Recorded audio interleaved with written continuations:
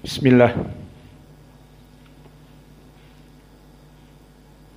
Innal hamdalillah nahmaduhu wa nasta'inuhu wa nastaghfiruh wa na'udzu billahi min syururi anfusina wa min sayyiati a'malina. May yahdihillahu fala mudhillalah wa may yudlil fala hadiyalah. Wa ashhadu an la ilaha illallah wahdahu la syarikalah wa ashhadu anna Muhammadan abduhu wa rasuluh. Amma ba'd. Kopi mana kopi? Maka pada kesempatan petang ini hari Rabu malam Kamis 8 Januari 2025 bertepatan dengan 8 Rajab 1446 Hijriah. Kita lanjutkan kajian di Fakultas Ilmu Fiqh dalam pembahasan kitab Umdatil Ahkam, dan pada kesempatan petang ini kita masuk kepada Kitabut Thalaq, kitab tentang permasalahan tolak. Maka ini adalah bab yang baru setelah kita menyelesaikan kitabun nikah, setelah nikah tolak. Maka kitabut tolak, barakallahu fikum, makna dari tolak lugatan wa istilahan hillul withaq, mustaq min itlaq, bimakna at-tark wal irsal. Maka makna tolak secara lugah adalah melepaskan dari ikatan. Diambil dari lugah at-tark wal irsal. Maknanya melepaskan dari tali pernikahan. Wa fi syara' at-talaq hillu uqdatit tazwij. Melepaskan dari akad pernikahan. Maka dijadikan bab tolak ini setelah bab nikah, karena setelah terjadi pernikahan ada masalah tolak. Tapi kalau dijadikan bab tolak dulu baru nikah, maka bagaimana? Mentolak dulu setelah itu nikah. Maka makna syar'i dari tolak adalah halu uqdati tazwij, di mana seseorang melepaskan dari ikatan pernikahan yang dulu pernah dirajut dengan pernikahan di bab nikah yang telah lalu.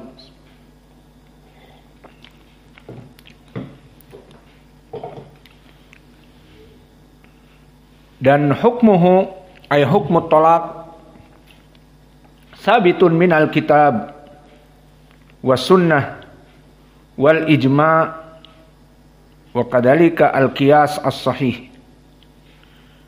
Adapun pendalilan dari Al-Qur'an kama qala ta'ala at-talaqu marratan, bahwa tolak itu ada dua.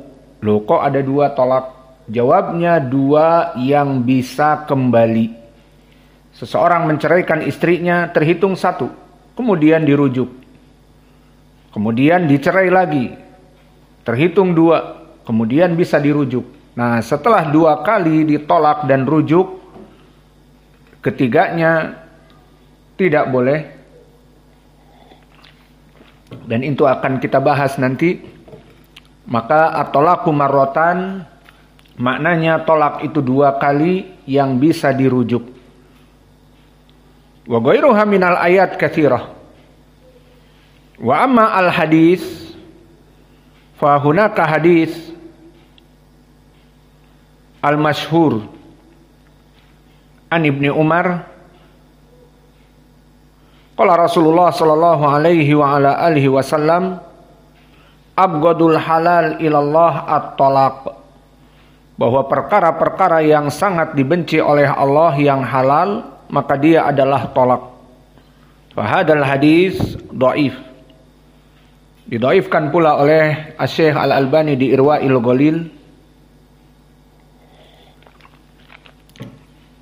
Maka makna dari hadis ini, seburuk-buruknya perkara yang dihalalkan oleh Allah adalah at-thalaq. Maka hadis ini dhaif. Namun dari segi permasalahan at-thalaq, maka dia perkara memang yang sangat dibenci dan sangat dicintai oleh iblis. Kama sabata fi sahih Muslim an Jabir. Qala Rasulullah sallallahu alaihi wa ala alihi wasallam, inna iblisa akhadha mamlakatahu fil bahr. Bahwa iblis itu menjadikan singgasananya di samudra. Maka Nyi Roro Kidul adalah perkara yang kecil bagi iblis. Maka di atas samudra itu dibangun kekuasaan iblis. Dan di sana setiap hari iblis yursilus saraya la tuzi'ijun nas. Dia mengirimkan serdadu-serdadu. Untuk apa? Untuk memfitnah manusia. Maka kemudian dari serdadu-serdadu ini, setelah mereka melaksanakan apel yang tadi sip malam, melaporkan kepada iblis apa yang dia lakukan. Maka iblis akan memuji dari perbuatan-perbuatan yang dilakukan, namun perbuatan apa yang paling dicintai iblis.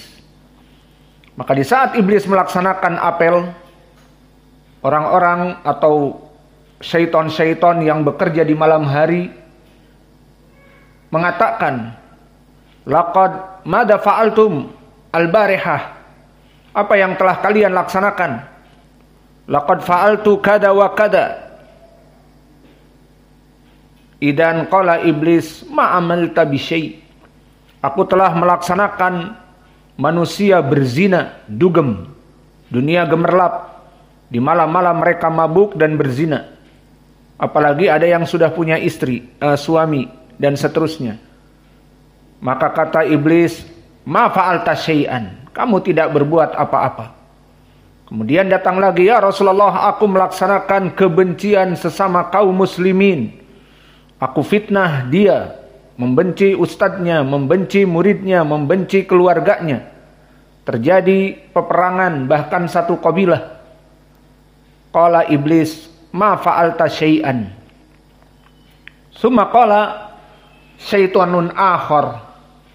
Wa anta amma ana qad faraqtu bainal mar'i wa zawjih. Adapun aku telah membuat perceraian antara seseorang dengan istrinya. Idan ni'ma anta.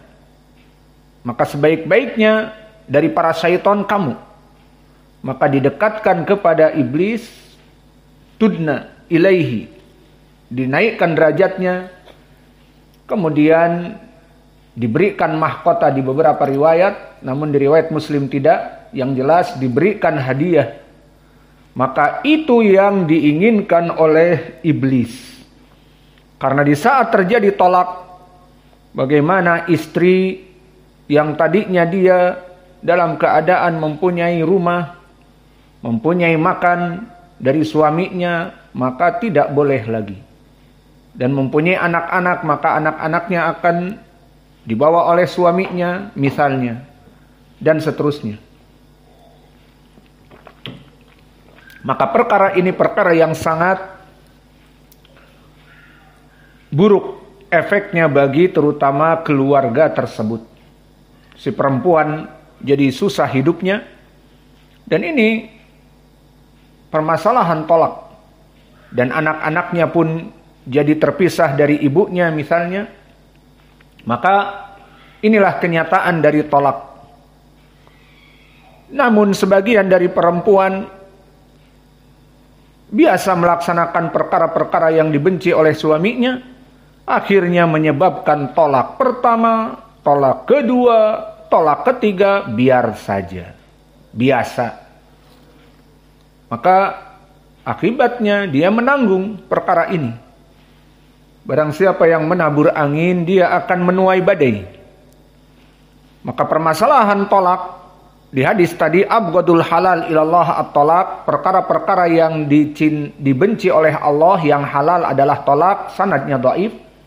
Namun dari hadis Jabir yang diriwayatkan oleh Imam Muslim tadi, perkara ini sangat dicintai oleh iblis.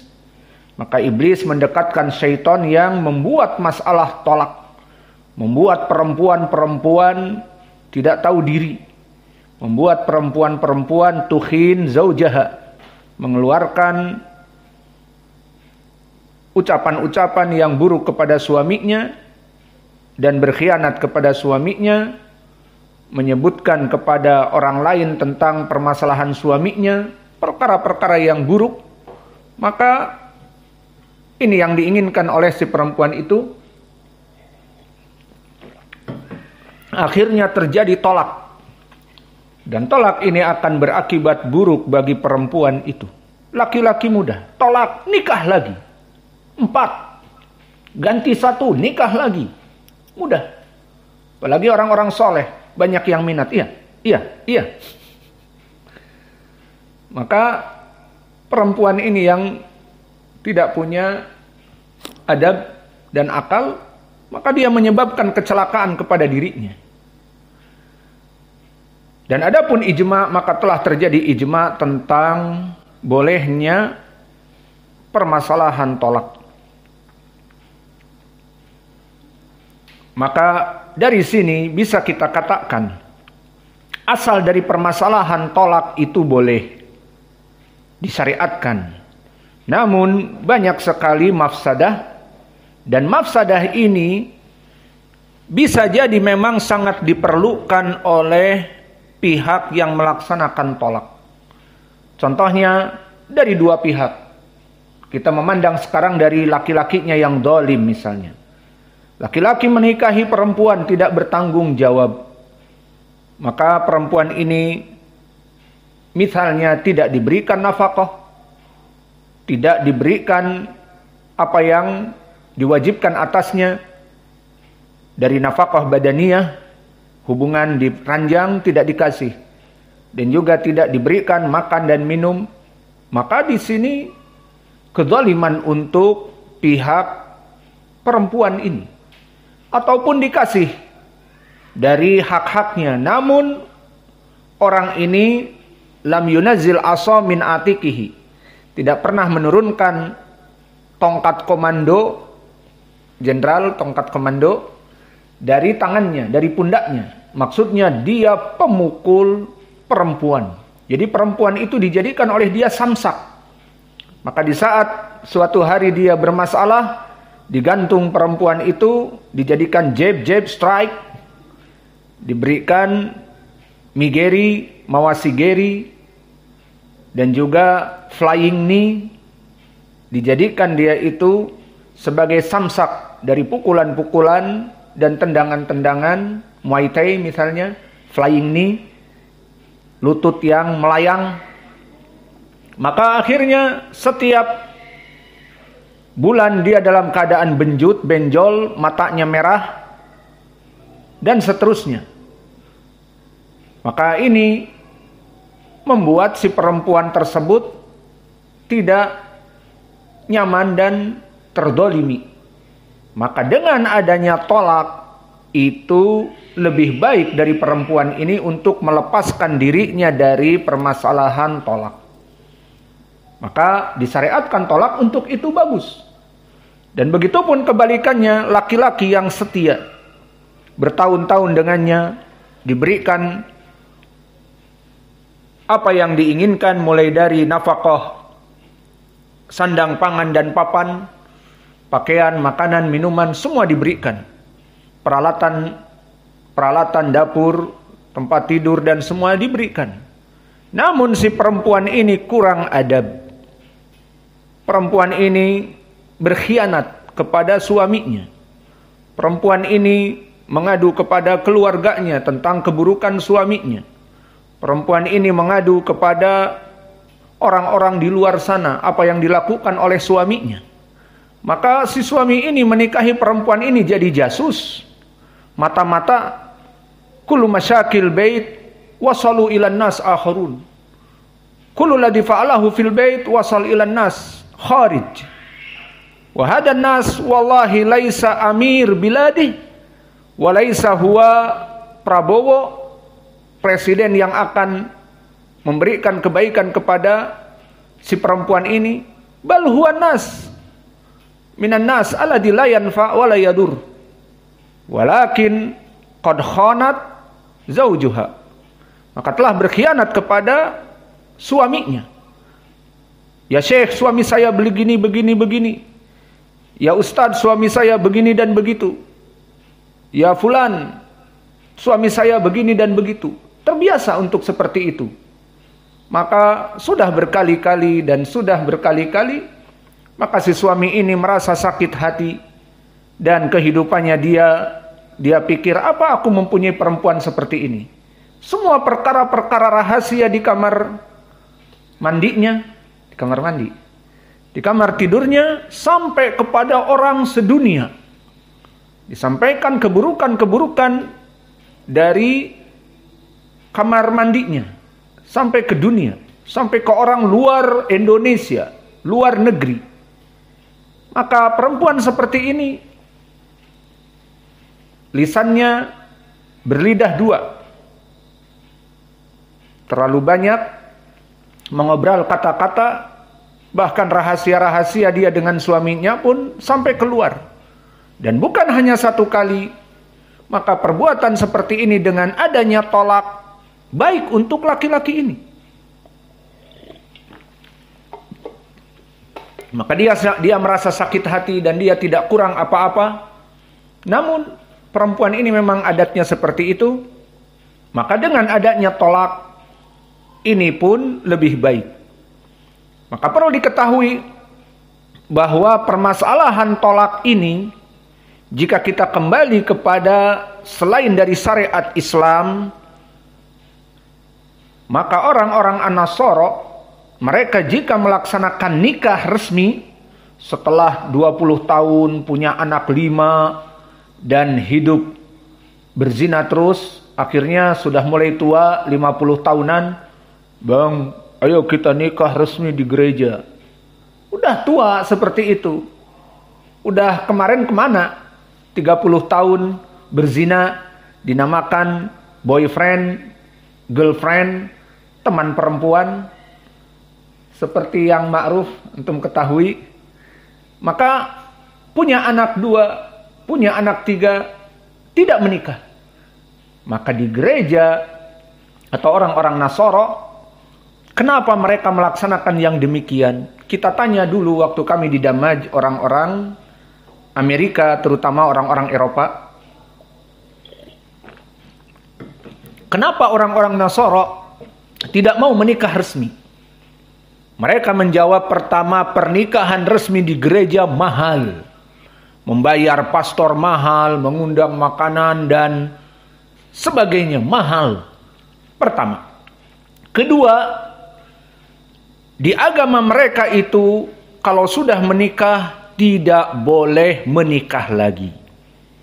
Jadi kalau misalnya dia menikah resmi di gereja, kemudian kecantol dengan sekretarisnya dan dia bos, maka kalau di Islam, ya udah nikahi sekretarisnya. Halal 2, 3, 4. Di sana tidak boleh. Menunjukkan tidak setia. Berarti tidak boleh. Jadi tidak boleh nikah lagi, tidak boleh. Tapi selingkuh, ya terserah. Maka akhirnya mereka berapa dari perselingkuhan antara si bos dengan sekretaris-sekretarisnya. Dan seterusnya. Ini yang kedua alasannya. Kalau sudah menikah resmi, tidak boleh melaksanakan pernikahan lagi. Ketiga, permasalahan tolak ini. Tidak boleh mentolak istrinya. Tidak ada kata mereka cerai. Kalau sudah diikat dengan pernikahan resmi di gereja, maka sehidup semati disebutkan janji. Aku sehidup semati mencintaimu, bahkan penciuman pun terjadi di gereja atau di depan umum, seperti itu. Kemudian dilempar nanti bunganya dan seterusnya. Maka ketiga sebab ini yang menyebabkan di antara orang-orang musyrik kafir, terutama seperti yang antum ketahui Mega Bintang, sudah mempunyai 2 anak, tetapi tidak mau menikah. Karena akan membatasi bagi kedua pihak. Yang pihak perempuan pun, yang menjadi mega model, nanti tidak boleh dilirik oleh laki-laki yang lain. Kalau sudah terikat, maka tidak boleh berhubungan dengan laki-laki lain. Maka pembahasan kita dengan agama mereka, An-Nasara la yubihuna tolak. Mereka tidak menghalalkan tolak. Jadi orang-orang Nasara mengharamkan tolak. Maka kalau begitu az-zaujah alla fi unuki zaujiha, dia akan menjadi beban di leher dari suaminya. Apalagi mereka free sex. Sudah nikah, akhirnya perempuannya model sama fotografer, dicintai, akhirnya berzina. Bagi mereka biasa berzina. Namun nikah lagi tidak boleh. Dicerai, kemudian nikah lagi, itu tidak boleh. Lalu mereka melaksanakan bagaimana kalau tidak boleh cerai? Kebanyakan mereka cerai tanpa resmi di pemerintahan, di gereja, hanya sekedar cerai di kodi-kodi kecil, kemudian cerai. Namun itu jarang. Maka bagi mereka tidak butuh cerai-ceraian. Ya sudah, selingkuh saja bagi mereka halal. Iya dan billah. Maka ini penyebab kenapa di agama Nasara, dari sebab 3 ini mereka tidak mau nikah resmi. Pertama, biaya mahal. Kedua, tidak boleh menikah kedua ketiga. Sehingga Mega Bintang jika melihat ada perempuan yang dimana nggak bisa dia menikah karena udah terikat dengan yang pertama tadi. Jadi sudah matanya harus merem kepada perempuan yang lain.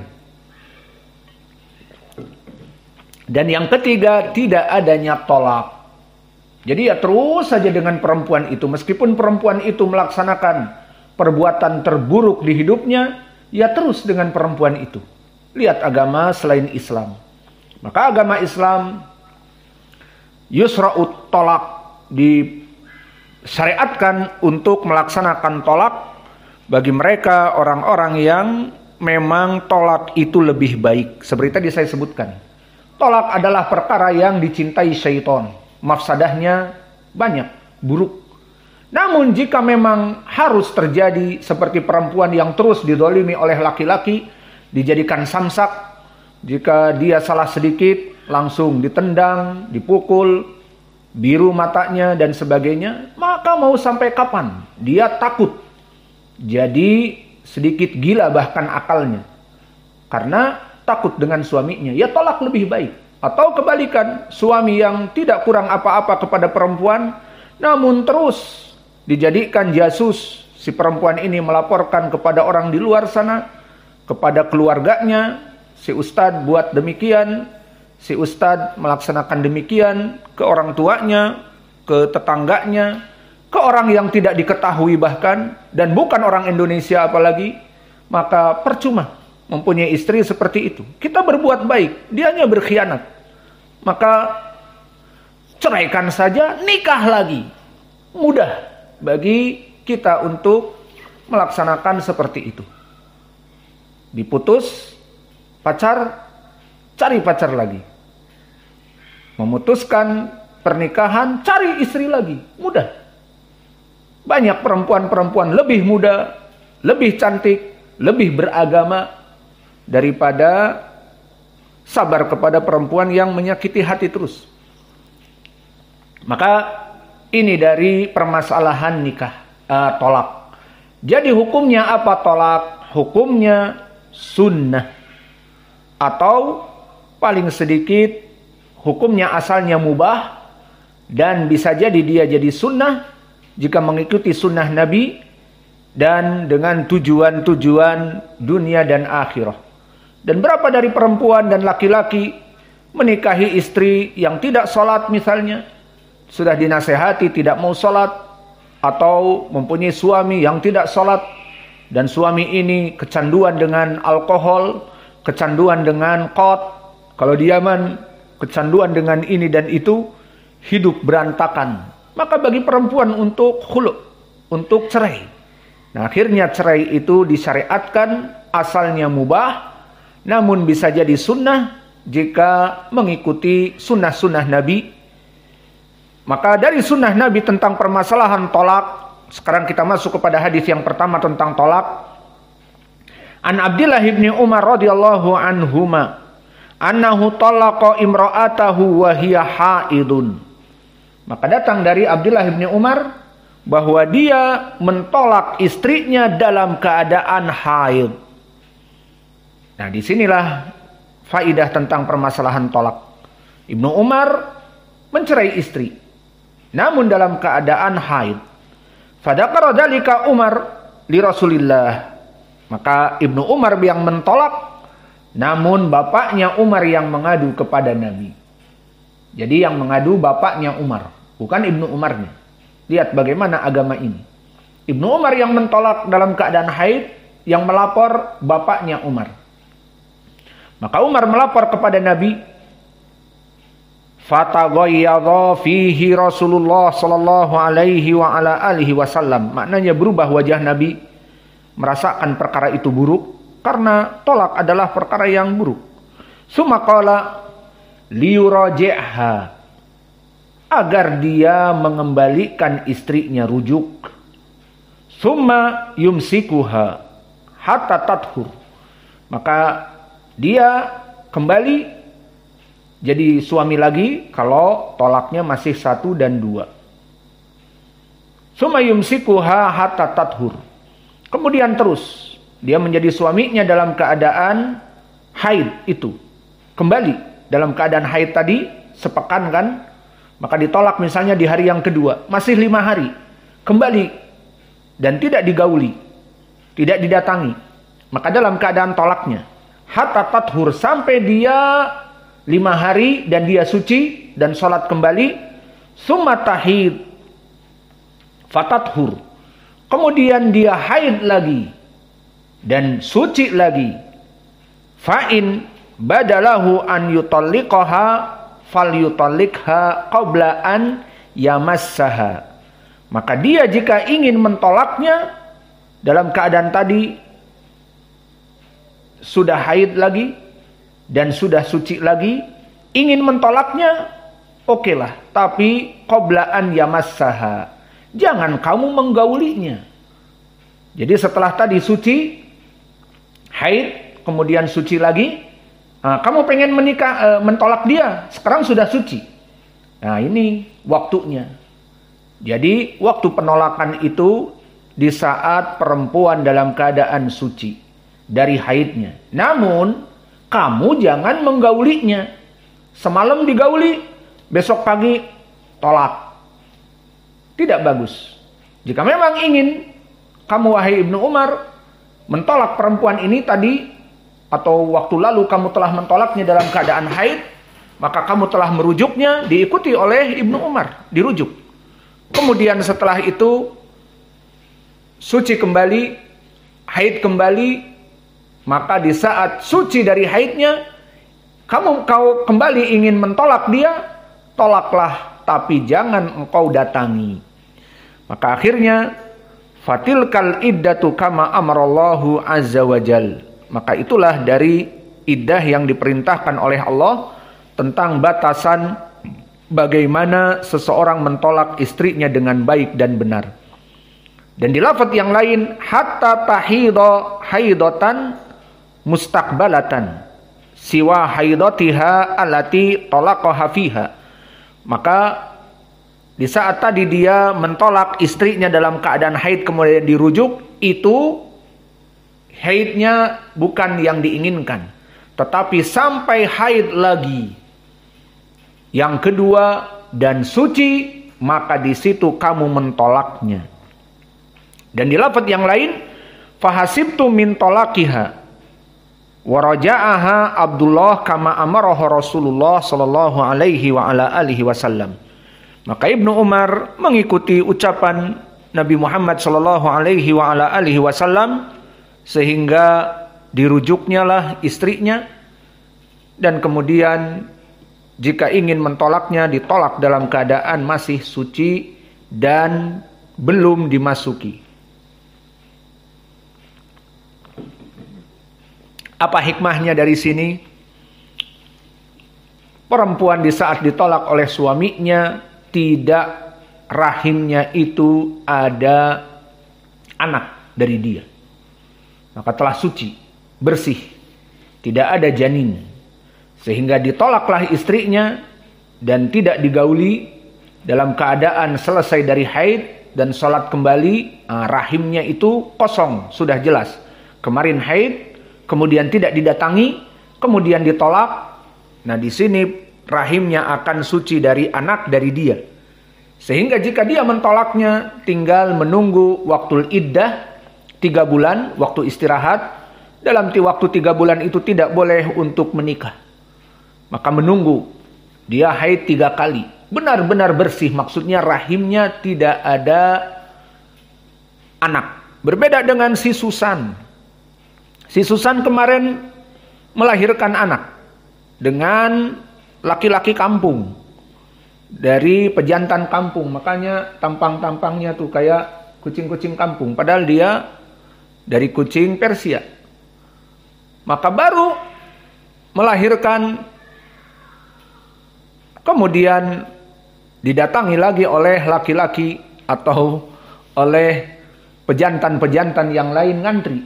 Datang pejantan dari BSH. Apa BSH? British Short Hair. Kucing yang rambutnya pendek. Dan itu juga bagus. Maka datang juga kucing kampung yang warna hitam putih. Sekarang nggak jelas, ini bapaknya yang mana? Apakah bapaknya yang British Shortcut, atau bapaknya bahkan anak-anaknya yang sudah gede-gede dari Persia juga, atau kucing kampung? Maka sekarang hamil tua, siapa yang bertanggung jawab? Bingung. Karena itulah masuk, keluar, masuk. Tapi kalau tolak manusia, maka dia tolak dalam keadaan suci. Sekarang kemarin haid, dia memang rencana mau mentolak istrinya. Nah, sekarang udah suci, jangan didatangi. Jadi dijauhi dari kasur. Sudah dia bulatkan tekad, niat, udah anti, dah tolik. Tidak ada faidah dengan saya. Nah, di sini dinamakan tolak sunni, tolak yang sunnah, mengikuti sunnah Nabi. Berarti kalau begitu ada tolak bid'i, naam. Ada tolak bid'i, apa? Mentolak istrinya saat haid. Ada sama tolak bid'i. Dan permasalahan terjadi waqi' atau tidak, terhitung satu tolak atau tidak tolak bid'i, ikhtilaf ulama dari hadis ini. Maka di hadis ini disebutkan Nabi mengatakan kepada Ibnu Umar, di saat diceritakan oleh bapaknya, Ibnu Umar mentolak istrinya dalam keadaan haid. Fal yuraji'ha summa yumsikaha hatta tathur summa tahidha fatathur fa in badalahu an yutaliqaha fal yutalikha qabla an yamassaha. Fi hadha lafaz ikhtilaf al ulama. Sebagian ulama mengatakan tolak bid'i tidak terhitung karena mencerai istrinya dalam keadaan haid. Dan sebagian ulama bal terhitung. Mana dalilnya? Nabi mengatakan fal yuraji'ha, agar dia merujuknya. Maka kalimat merujuk menandakan bahwa telah terhitung satu kali tolak dan dirujuk. Nah, ini menunjukkan laki-laki mentolak istrinya dalam keadaan haid dikatakan tolak bid'i, tolak yang bid'ah, tidak sesuai sunnah. Namun terjadi tolak, jawabnya terjadi. dihitung tolaknya. Ini dari pentarjihan ulama. Maka inilah hadis yang kita bahas di malam ini dari berbagai riwayat. Maka makna secara umum dari hadis ini bahwa dulu Ibnu Umar radhiyallahu anhuma menceraikan istrinya dalam keadaan istrinya haid, dalam keadaan istrinya tidak sholat dan Abdullah juga tidak mendatanginya. Maka kemudian di saat ditolak tentunya diketahui oleh keluarganya, terutama bapaknya Umar. Maka dilaporkan kepada Nabi, dan Nabi berubah wajahnya dalam keadaan marah. Kenapa? Apakah marah karena tolak? Bukan. Permasalahan tolak semua orang bertanggung jawab dari keluarganya. Maka Nabi tidak mengetahui bagaimana yang dilakukan suami istrinya Ibnu Umar. Mungkin istrinya yang salah dan sebagainya, Nabi tidak tahu. Cuma Nabi marah bukan karena apa-apa kecuali tolak bid'i. Nabi marah karena mencerai istrinya dalam keadaan haid. Jadi ini yang membuat Nabi marah. Maka akhirnya dikatakan ini bukan dari sunnah. Maka diperintahkan untuk rujuk kembali. Nah, disinilah para ulama mengatakan mentolak dalam keadaan bid'ah terjadi, terhitung. Mana dalilnya Nabi menyuruh Ibnu Umar mengembalikannya, dan ini menunjukkan bahwa tolaknya terhitung. Kalau tidak disebutkan falyuraji'ha, maksudnya tolak ini tidak terhitung. Jadi gimana? Diulang lagi. Nah, ini baru para ulama mengatakan tidak terhitung. Namun di sini falyuraji'ha termasuk kepada rujuk, berarti terhitung satu kali tolak. Maka dirujuk, berarti di sini sudah pernah dia mentolak satu kali. Kemudian dirujuk, dan setelah dirujuk kata Nabi, biarkan dia suci. Suci sudah. Nah, jangan engkau datangi, biarkan dia haid lagi dan suci lagi. Setelah itu dia 2 kali haid dan 2 kali suci. Berkatalah Nabi, jika kamu memang niat sekarang ingin tetap mentolak dia, di sini Nabi nggak ingin masuk urusan pernikahan orang lain. Maka Nabi tidak membahas masalah apa penyebab kenapa Ibnu Umar tidak mau istrinya lagi. Nabi tidak masuk perkara ini. Namun dia hanya menyarankan, jika kamu tetap ingin mentolak istrimu, tolaknya sekarang. Sudah suci rahimnya, 2 kali haid, 2 kali dalam keadaan mensucikan atau suci. Maka sekarang silahkan jika kamu ingin mentolaknya. Ini ucapan Nabi, fa in badalahu an yutaliqaha falyutalikha qabla an yamassaha. Maka sekarang waktunya jika dia ingin mentolaknya, tolak pas keadaan lagi suci. Namun syaratnya jangan digauli. Tapi kalau digauli nanti takutnya hamil. Maka di saat ditolak dalam keadaan hamil tidak baik. Di perutnya ada dari bekas suaminya. Lalu dia hamil. Maka dalam keadaan ditolak, dia hamil. Ini tidak bagus. Banyak urusannya nanti. Beban untuk anaknya yang hamil ini masih tanggung jawab orang yang mentolaknya. Lalu si perempuan ini idahnya hatta yadokna hamlahun. Maka idahnya bukan 3 bulan. Tetapi sampai 9 bulan dia melahirkan. Jadi permasalahannya jadi panjang.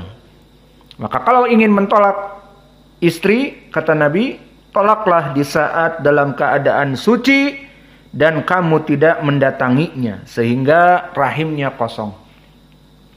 Maka apa yang kita ambil dari permasalahan ini? Dari hadis ini bisa kita ambil pertama adanya tolak al-bid'i. Bahwa tolak bid'i tolak yang bukan dari sunnah. Dan hukumnya yang rajih adalah haram. Jadi seseorang yang mentolak istrinya dalam keadaan haid hukumnya haram.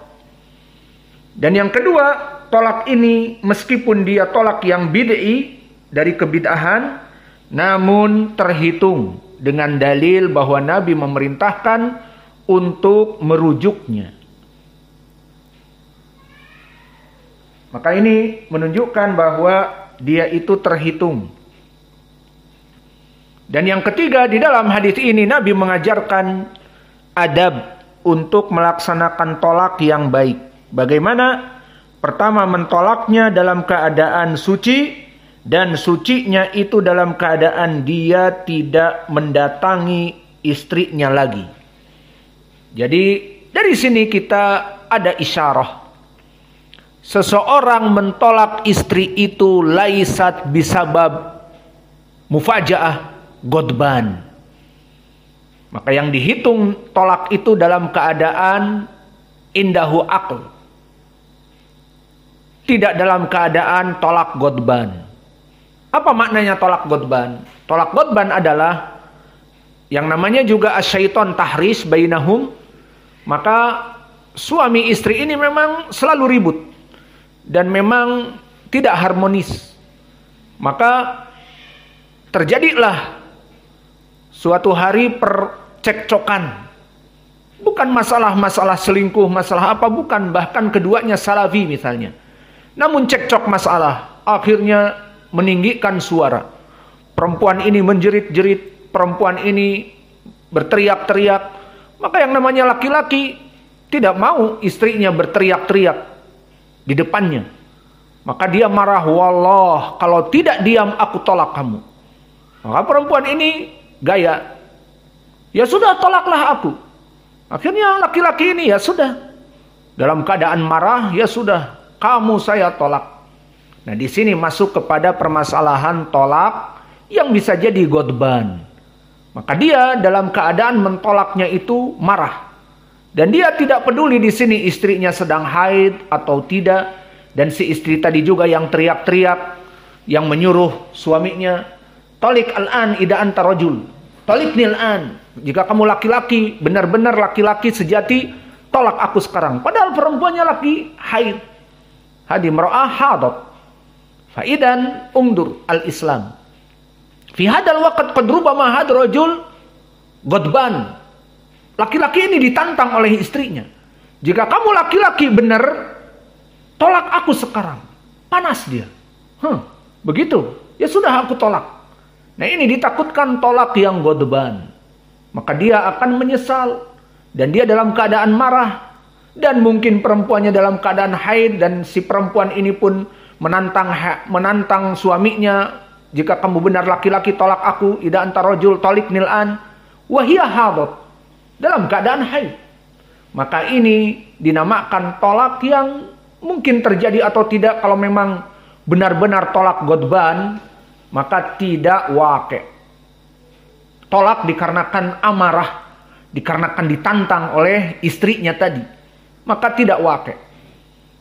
Namun lihat bagaimana tolaknya di Islam yang sunnah.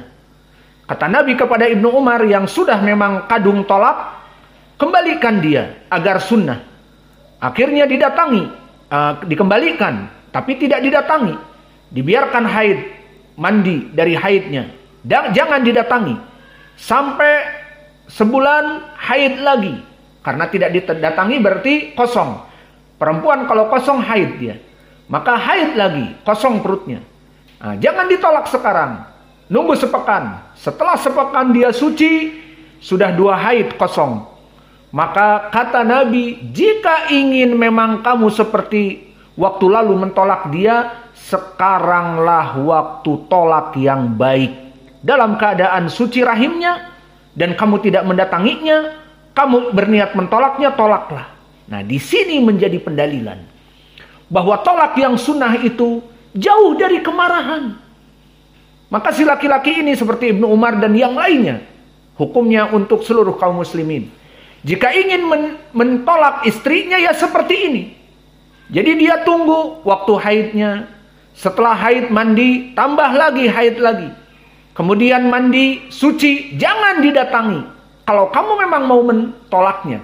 Ini menunjukkan tolak yang sunni dan gentleman.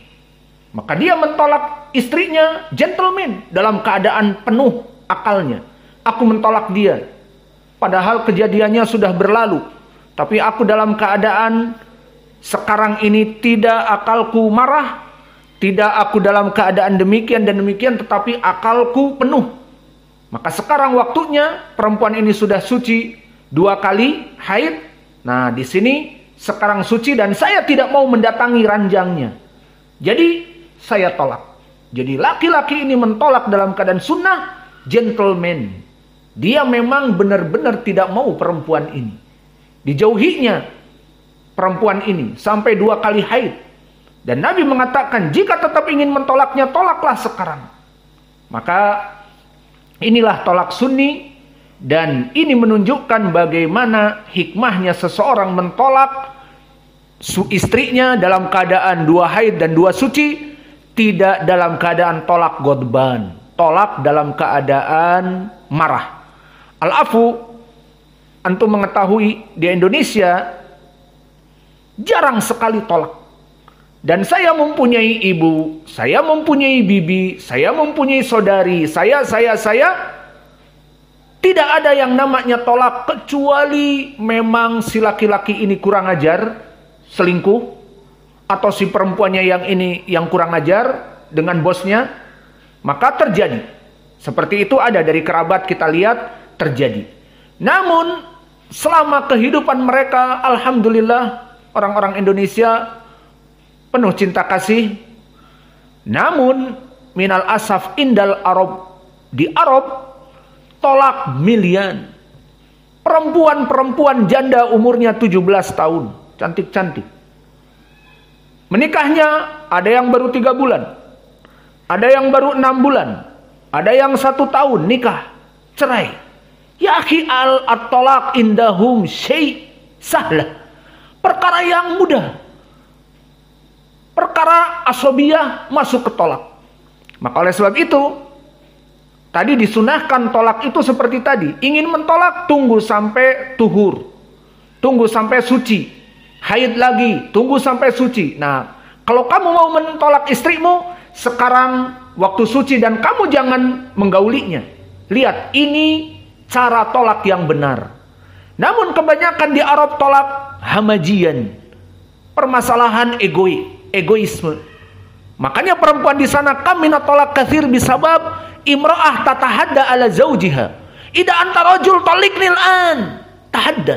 Kalau kamu benar laki-laki, punya tongkat, tolak aku sekarang. Ya laki-laki mana yang tidak marah? Sudah dia dalam keadaan marah dengan istrinya, istrinya menantang. Taliknil an, ida antarjal. Wallah, yalah, talikni, nantang. Ayo tolak aku. Ya sudah laki-laki anti tolik. Jebret, 1 kali tolak misalnya. Hakada fil Arab milian. Maka di Arab banyak sekali sudah menikah maharnya banyak. Menikah di sana 150 juta. Punya uang 150 juta. Bisa nikah 1 perempuan Yaman. Namun ada masalah sedikit, hadim ro'ah, talikni ida antarjal. Hei rajul, talikni al-an. Hakada. Maka di sana tolak banyak sekali. Sudah maharnya dicari susah, 4 tahun kerja. Habis menikah, syahrin salasa ashur tolak. Wah, ada wakil kathir. Dari orang yang kita kenal, sudah ditolak lagi. Istrimu, iya. Baru kemarin nikah 3 bulan dan kamu kerja 4 tahun untuk mengumpulkan uang seharga tadi 150 juta rupiah. Kamu tolak dalam waktu 3 bulan. Iya, masalahnya dibilang kalau masalah sedikit, talikni ida antar rajul. Nantang kepadaku. Ceraikan aku jika kamu laki-laki. Ya sudah, aku ceraikan. Seperti itu. Maka lihat bagaimana tolak yang sunnah. Jauh dari perkara hamajiyah. Jauh dari perkara hawa nafsu, jauh dari perkara marah, tapi dengan penuh akal. Memang laki-laki ini sudah berencana ingin mentolak istrinya, huwa qad nawi an yutallik zaujatah idan khalas. Yajlis fi baitiha walakin mayujami'ha, dengan 2 kali haid tidak didatangi, maka di saat dalam keadaan sudah selesai haidnya dan salat, barulah dia dengan gentleman dan penuh akal, sekarang saya mau mentolak kamu. Jangan dipikir kamu begini-begini saya diam. Tapi dengan penuh akal saya mengatakan anti tolik biakli. Al-an anti tahirah, anti tolik. Hakada. Gentleman. Hakada rojul. Laisa fi waktul godban, za'lan, apalagi ditantang sama istrinya. Kalau kau laki-laki punya tongkat, tolak aku. Ya sudah, kamu tolik. Padahal dalam keadaan haid, padahal dalam keadaan apa? Karena marah. Maka di dalam Islam, tolak yang sunni, memang laki-laki sudah mau mentolak istrinya, maka dibiarkan istrinya dalam keadaan suci dan tidak digauli dan ditolak. Maka inilah tolak yang sunni, yang gentleman. Maka selesai dari permasalahan kitab tolak dari hadis yang pertama dari Ibnu Umar, dan faidah dari hadis ini telah kami sebutkan. Tolak terbagi menjadi dua, tolak bid'i dan tolak yang sunni. Dan laki-laki mentolak istrinya diharapkan dengan penuh akal, tidak mengikuti hawa nafsu, tidak dalam keadaan marah, tidak dalam keadaan ditantang oleh istrinya. Kalau kamu benar mau tolak aku sekarang kalau memang kamu rijal. Tidak, tahan. Gitu ya, tunggu. Aku tunggu 2 kali kamu haid. Ditunggulah oleh laki-laki yang jantan ini. Maka istrinya ini rindu kepada suaminya. Dalam keadaan diranjang tidak didatangi. Karena memang dia sudah mau, tidak ingin menceraikannya. Maka setelah 2 kali haid, khalas. Tidak mendatangi istrinya dan dengan penuh akal dan penuh kejiwaan yang besar anti tolik. Sudah. Nah, di sini. Paham? Jadi kalau kalian mau mentolak istri, jangan terbawa suasana emosi, tetapi dalam keadaan penuh akal, dijauhi. Kita lanjutkan kepada hadis yang kedua, dan ingat hadis ini. Sudah kita lewati atau tidak?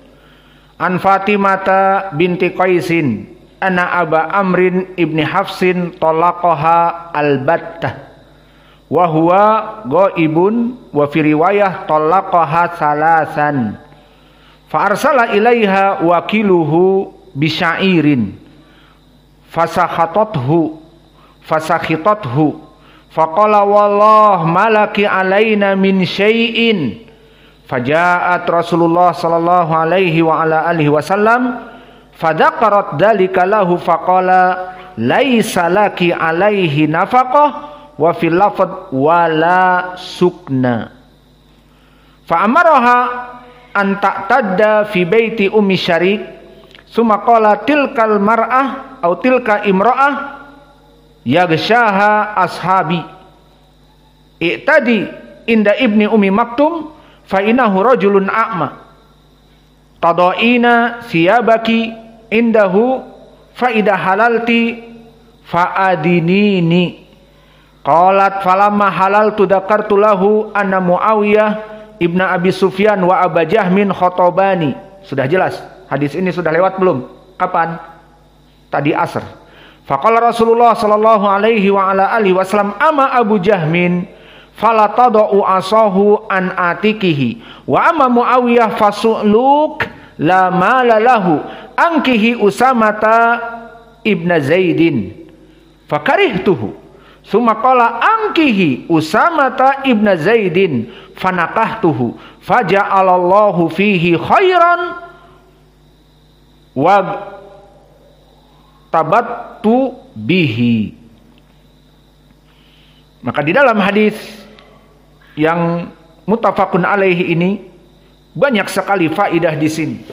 Mungkin kita akan memberikan faidah ini separuhnya atau semuanya, wallahu a'lam. Coba kita lihat waktu. Dari Fatimah binti Qais an Fatimata man yujib.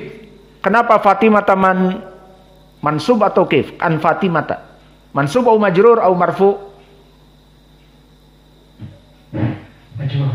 Majrur. Walakin limada maftuh an Fatimata لأن من العالمية والتأنيث. Kul minal ismil ladzi la yansarif wa illatuhu al-alamiyah wa at-ta'nits Fatimah. Jadi tidak boleh dia an Fatimatin ataupun dikasrohkan, ditanwinkan, tidak boleh an Fatimata binti Qais. Maka Fatimah binti Qais seorang sahabiyah, anna Aba Amr ibni Hafsin talaqaha, bahwa dia dulu bekas istri dari Amr ibnu Hafs, ex dari Amr ibnu Hafs, ex maknanya bekas. Talaqahal battah wa huwa ghaibun wa fi riwayah talaqaha salasan. Maknanya perempuan ini ditolak yang ketiga oleh suaminya. Maka di sini faidahnya sekarang di hadis ini, tolak yang ketiga tadi di Al-Qur'an kita telah membaca at-talaqu marratan. Tolak itu 2 kali. Nah, di sini kok salasan yang ketiga, maknanya 2 kali yang boleh rujuk. Jadi seorang mentolak perempuan ditolak dengan sunni tadi. Tolak yang sunnah dalam keadaan dia itu tidak haid, dalam keadaan suci dan tidak didatangi sebelum dia mentolaknya, ini dihitung 1. Kemudian berjalan beberapa bulan dia rindu dan katanya istrinya merasa bersalah dan bertobat bla bla bla. Kembalilah dia. Nah, di sini terhitung masuk lagi, tapi tolaknya 1. Kemudian kejadiannya sama. Si perempuan ini memang sudah mendarah daging. Tukang fitnah, tukang menceritakan keburukan saudaranya, bikin lagi perkara, marah lagi suaminya, ditolak lagi dalam keadaan sunni tadi. Terhitung 2. Nah, ini ayat tadi at-talaqu marratan, terhitung 2 kali tolak. Namun setelah 2 ini dia kembali lagi. Nah, sudah 2 kali nih kembali. Memang sudah mendarah daging. At-taba fil badan la yusmah ilal kafan.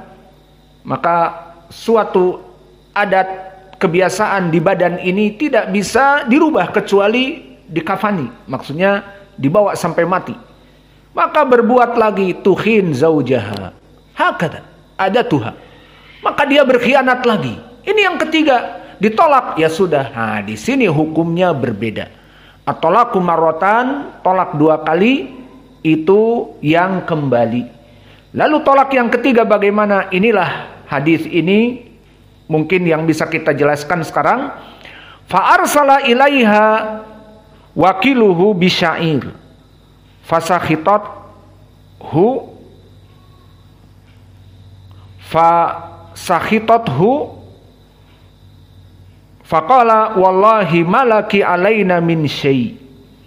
Maka kemudian setelah ditolak dalam keadaan membutuhkan makanan, maka akhirnya datanglah wakil yang meminta dari syair, yakni untuk tepung dan sebagainya, untuk makanan. Fasakhitathu faqala wallah malaki alaina min syai. Demi Allah, tidak ada bagi anti makanan dari saya. Maksudnya seorang laki-laki yang mentolak istrinya yang 3 kali, suami bekas ini tidak ada urusan lagi memberikan makanan kepada dia. Kalau anak-anaknya ya lain lagi. Maka kepada dia sudah tidak ada urusan lagi. Inilah dari permasalahan tolak. Maka perempuan yang hidup misalnya di negeri orang, tidak punya orang tua, ibu, kakak, bla bla bla, kemudian ditolak oleh suaminya. Maka suaminya tidak wajib bagi dia untuk memberikan makan dan minum. Dari mana? Selain itu, diadukan kepada Nabi. Ya Rasulullah, fadakartu dalika lahu. Maka aku ceritakan, perempuan ini datang kepada Nabi.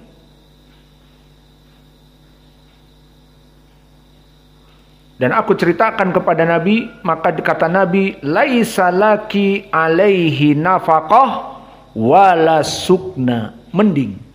Kalau tidak hanya dikasih makan mending, tapi harus keluar dari rumah suaminya. Maka dia tidak punya rumah. Tinggal di mana? Di kantor pos kamling atau di masjid bikin kemah atau di mana. Maka ini tidak ada urusan lagi suaminya. Maka pulangkan saja aku pada ibuku atau bapakku. Maka kembali kepada pangkuan bapak dan ibunya. Kalau nggak ada bapak dan ibunya, yatim piatu, ke pangkuan kakaknya. Kakaknya nggak ada, jauh. Ya pangkuan siapa? Pak Nagari. Semoga ada yang menikahi dia. Yang jelas suaminya sudah berlepas diri. Tidak wajib baginya untuk memberikan makan. Tidak boleh tinggal serumah. Karena kalau bikin serumah jadi fitnah nanti. Laki-lakinya masih bertemu dengannya dan seterusnya. Maka la sukna wala nafaqah. Namun kalau misalnya laki-laki ini baik, ya sudahlah, biasa dia dikasih uang untuk makan, ya nggak apa-apalah. Itu hukumnya bebas. Bahkan dia mendapatkan pahala. Namun kalau misalnya tinggal di rumah nggak bisa, karena nanti dia akan bertemu terus dengannya. Jadi bagusnya nggak usah di rumahnya. Itu tidak apa-apa. Namun masalah nafkah, jika dia ingin tetap memberikan, tidak apa-apa. Namun hukumnya bukan wajib. Jadi dari segi kewajiban sudah terangkat. Kemudian setelah itu diperintahkan untuk perempuan ini menunggu iddahnya agar dinikahi laki-laki lain, harus keluar dari rumahnya.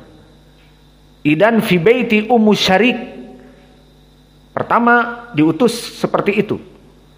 Tilka imra'ah yagshaha ashabi. Namun kata Nabi, oh perempuan itu tempatnya dia banyak sahabatku yang mampir di sana ataupun duduk di sana. Takutnya membuat fitnah. Jadi gimana? I'tadi inda ibni Ummi Maktum. Maka biarlah dia duduk di rumahnya orang yang buta, Ibnu Ummi Maktum. Yang mana dia muadzin Nabi salat fajar yang kedua, adzan fajar yang kedua dalam keadaan buta. Fa innahu rajulun a'ma, karena dia buta. Tad'ina thiyabaki indah. Kata Nabi, kamu duduk di sana. Dia tidak melihat kamu. Meskipun kamu melihat dia, tapi dia tidak ada nafsu dan fitnah dengan adanya perempuan ini tinggal di kamar tentunya yang lain. Namun dengan dia banyak masuk, tidak melihat dari perempuan ini, tidak terfitnah. Faidah halalti fa'adinini. Maka tunggu di sana 3 bulan. Kesimpulannya dia keluar dari rumah suaminya yang ex bekas. Maka tidak ada hak bagi perempuan ini untuk tinggal. Ini punya anakku, ini punya bla bla bla. Tidak ada urusannya. Anaknya iya, mewariskan dari bapaknya. Namun dia sudah ditolak karena akhlaknya yang buruk. Ya sudah, harus keluar. Maka di sini Fatimah bintu Qais harus keluar dan dirapatkan bersama Nabi. Tadinya di tempat Ummu Suraik, namun di tempat Ummu Suraik ziham, banyak katanya laki-laki yang mampir di sana dari sahabat Nabi. Ya sudah di tempat Ibnu Ummi Maktum, meskipun dia laki-laki tetapi dia buta. Maka Ibnu Ummi Maktum mempunyai wallahu a'lam istrinya dan sebagainya, dia tinggal di kamar yang lain. Itu gambarannya. Sampai selesai iddah. Maka jika selesai iddah, akhbirini, adinini, minta izin kepadaku. Nanti aku carikan suami. Nanti dipilihkan suami. Ini poin pendalilannya. Ya sudah, kita selesaikan sekarang. Qalat falamma halaltu, setelah aku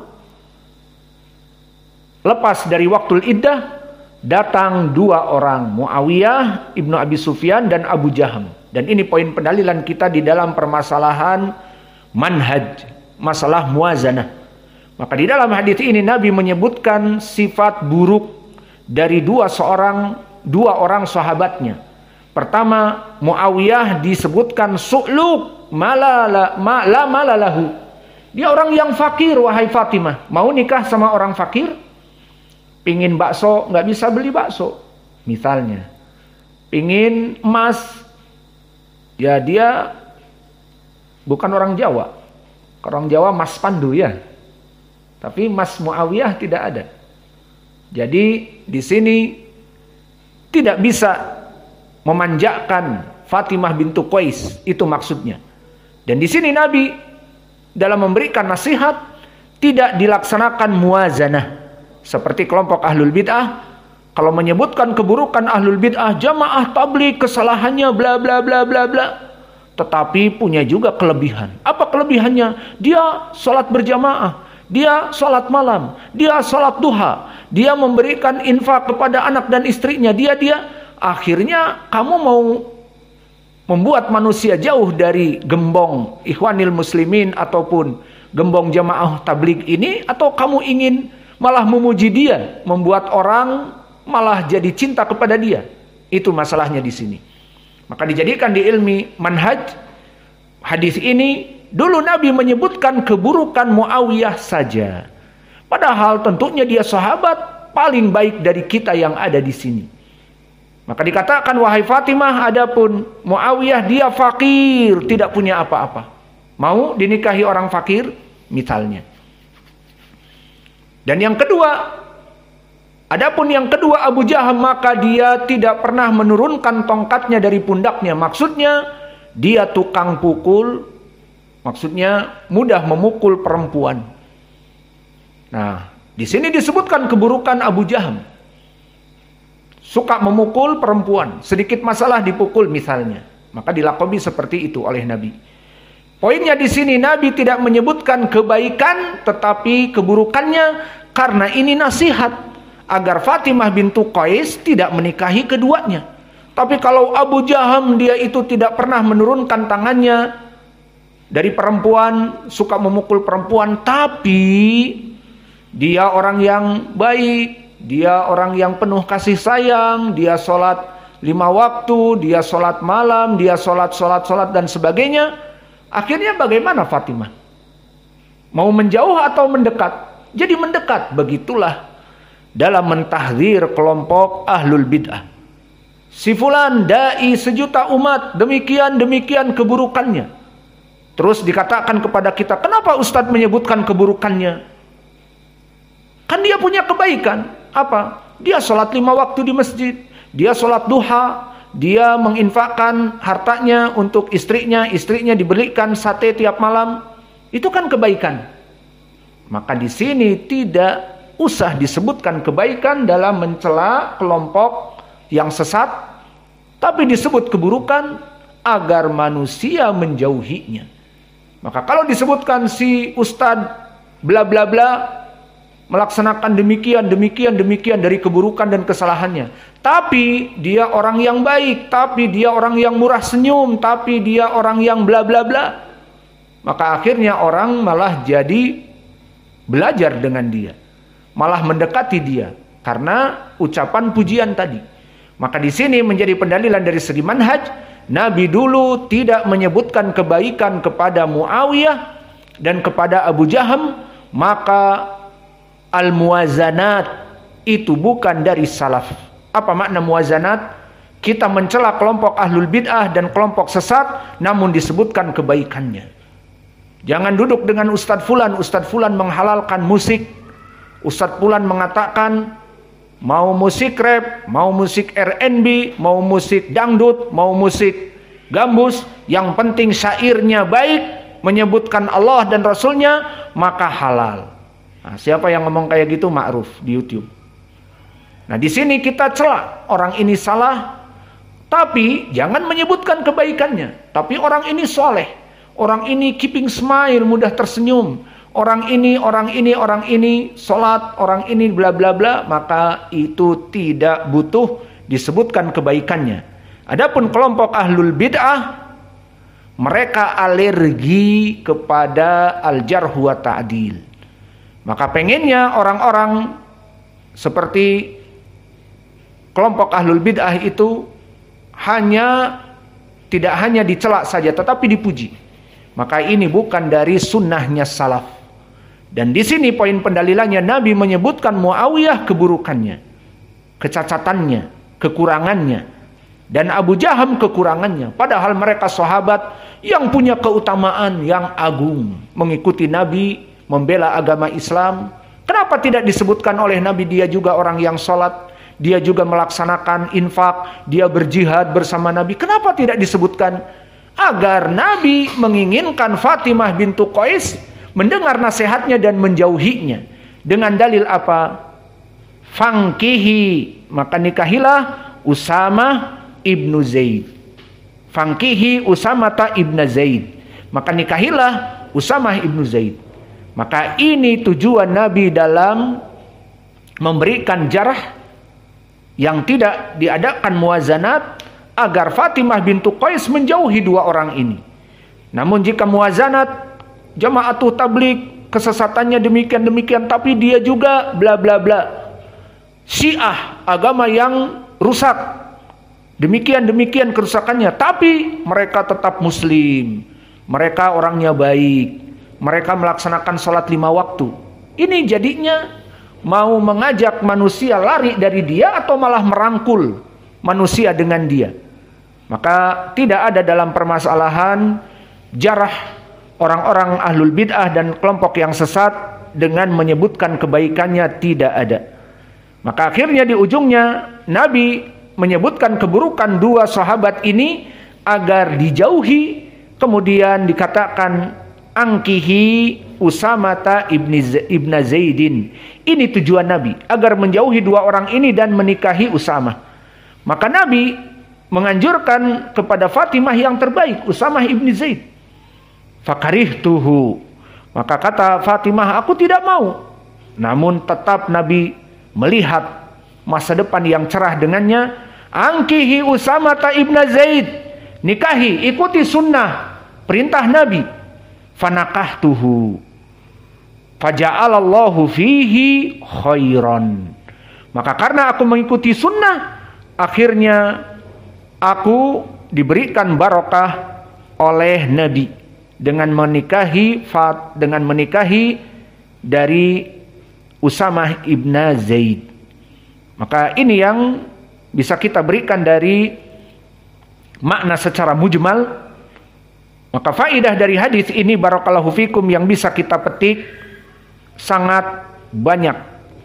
Bisa dari segi manhaj tadi, dan bisa jadi dari segi fikih tolak. Maka pertama yang bisa kita ambil, bahwa bagi perempuan yang ditolak sudah sampai kepada batas, tidak ada hak baginya mendapatkan nafkah dari suaminya, bekas suaminya, dan tidak boleh tinggal di rumah suaminya, wala sukna wala nafkah. Dan juga yang ketiga atau yang kedua, boleh orang-orang yang mengetahui perempuan ini yang ditolak janda punya iddah untuk mendatangi berkhitbah, meminang. Kapan? Setelah selesai dari khitbahnya. Maka maksudnya bagi perempuan yang ditolak janda itu kapan batasan iddahnya 3 bulan, setelah itu baru boleh dilamar. Sebelum itu maka tidak ada pelamaran, karena memang proses untuk pernikahan belum boleh, masih 3 bulan. Dan juga di dalam hadis ini faidahnya adalah tolak 3 kali, yang maknanya tolak 3 kali itu tolak dan kembali, tolak lagi dan kembali, kemudian tolak yang ketiga. Itu yang diinginkan. Adapun pemahaman orang di zaman now, dan itu waqi', terutama orang-orang awam, maka mereka mentolak 3 istrinya dalam satu majelis. Maka dalam satu majelis biasa-biasa saja, sudah 10 tahun menikah, kemudian syaitan datang di antara mereka, maka laki-laki ini marah kepada istrinya, dan istrinya juga mungkin tidak ada adab, berteriak-teriak. Maka laki-laki ini sudah dibebani hutang misalnya, dan di kantornya dia ada urusan dengan bosnya yang bosnya muring-muring dari pekerjaannya yang buruk. Di rumah ditambah lagi istri yang teriak-teriak dan gak punya adab, maka dia marah dan mengatakan kepada istrinya, anti toliq, toliq, toliq 3 kali. Nah di sini bukan maknanya dia 3 kali tolak. Di sini dihitung meskipun dia melaksanakan anti toliq 100 kali, anti toliq, toliq, toliq, toliq, toliq, toliq, toliq, terus sampai 100. Itu terhitung 1 tolak. Paham tum? Namun bagi awam, jika melafadzkan 3 tolak, anti toliq, toliq, toliq, maka dia sudah haram atas perempuan ini. Akhirnya datang ke penghulu dan membuat surat tolak. Dianggapnya tolak yang sudah tidak boleh lagi. Maka ini kebanyakan orang awam. Padahal Allah berfirman, at-tolaqu marratan. Tolak itu 2 kali yang boleh kembali. Nah yang ketiga baru tidak boleh. Nah di dalam hadis ini, tolaqaha salasan, suami dari Fatimah bintu Qais mentolak 3 kali, bukan maknanya dalam satu majelis 3 lafaz disebutkan. Tetapi sudah proses. Sudah ditolak dan kembali. Dan punya anak bahkan. Ditolak lagi dan kembali. Punya anak lagi. Ditolak lagi. Yang ketiga anaknya sudah 3 misalnya. Ya itulah yang benar. Maka awas jangan difahami bahwa mentolak 3 dalam 3 majelis. Dan itu yang banyak terjadi di awam. Dan ini kenapa saya katakan banyak di awam. Dari kerabat-kerabat kita pun banyak yang tidak paham. Dipikirnya tidak boleh kembali lagi kepada perempuan itu. Pas kami jelaskan, oh jadi boleh. Iya, boleh.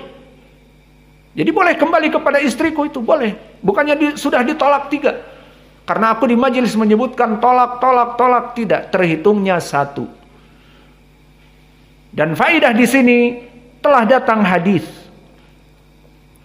Yang mana di dalam hadis, seseorang mentolak istrinya, kemudian tidak mau kembali, dan dia mentolak istrinya dalam satu majelis dalam keadaan 3 tolak. Takallama bihinna duf'ah wahidah. Maka ini perkara yang haram. Dan telah datang hadis yang diriwayatkan Ashabus Sunan dari hadis Mahmud ibnu Lubaid, dihasankan oleh para ulama Ibnu Katsir dan Al-Hafidh. Maka disebutkan di dalam hadis bahwa di saat Nabi mendengar ada seseorang yang mentolak istrinya 3 kali, kemudian dipikirnya itu tolak yang 3, faqala Rasulullah, ayal abu bi kitabillah wa ana baina adhurikum, maka apakah kamu bermain-main dengan Al-Quran dan Sunnah padahal aku hidup di zamanmu? Maka di sini menjadi pendalilan bagi kita bahwa laki-laki yang mentolak 3 kali, 10 kali dalam satu majelis itu tidak boleh dianggap 3 kali tolak, tetapi 1 kali tolak. Dan Nabi pernah mendengar ucapan ini dan marah. Dikatakan oleh Nabi, orang itu telah bermain-main dengan Al-Quran padahal aku masih hidup. Maksudnya orang ini menganggap tolak 3 kali dalam satu majelis, anti tolik, tolik, tolik, sudah tolak 3. Maka ini perkara yang salah. Maka dari faedah hadis ini tadi, bahwa perempuan itu boleh jika di khitbah dia meminta kepada kerabatnya atau orang-orang yang dekatnya bahwa si fulan melamar saya, bagaimana bagusnya? Boleh. Karena para laki-laki tahu keadaan laki-laki. Adapun dia tidak tahu bagaimana Muawiyah dan tidak tahu bagaimana Abu Jaham, maka Nabi di sini menjelaskan kepadanya.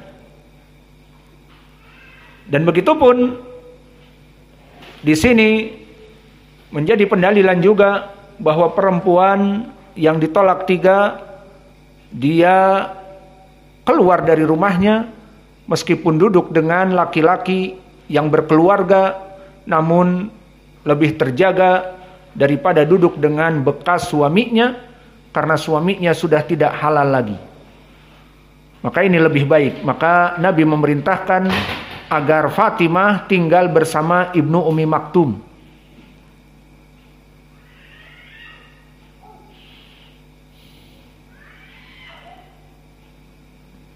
Dan faidah dari segi manhaj, pertama, boleh jarh dengan maslahah.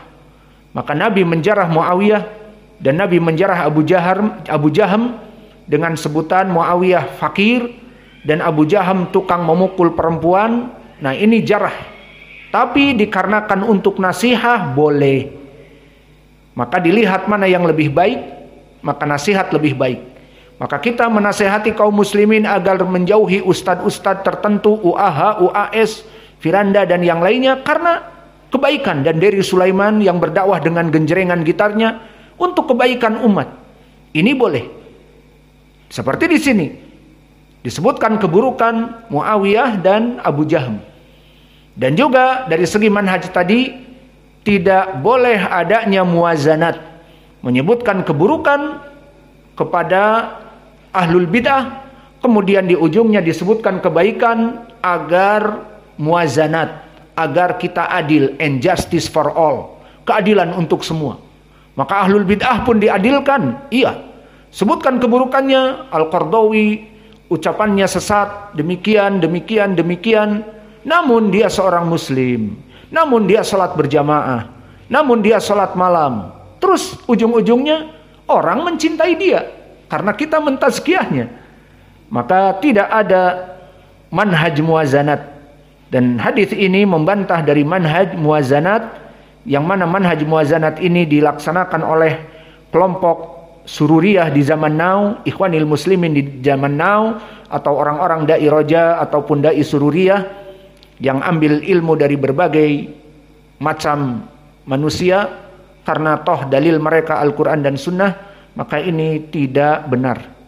Maka mungkin ini yang bisa kita berikan dari pelajaran kita di sini. Wa naktafi ila huna wa jazakumullahu khaira wa barakallahu fi ilmikum. Subhanakallahumma bihamdika asyhadu an la ilaha illa anta astaghfiruka wa atubu ilaik.